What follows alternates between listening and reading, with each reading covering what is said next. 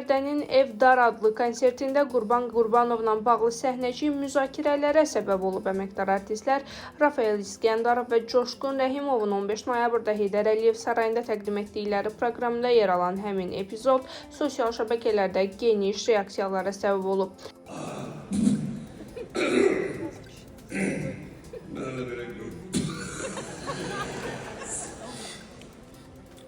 Tamaşaçılar arasında səhnəyə münasibət bir mənalı olmayıb. Bir qism onu adi satira kimi dəyərləndirib, digər tərəf isə məşqçi obrazının bu formada təqdim edilməsinin nə dərəcədə məqsəd uyğun olduğunu müzakirə edib.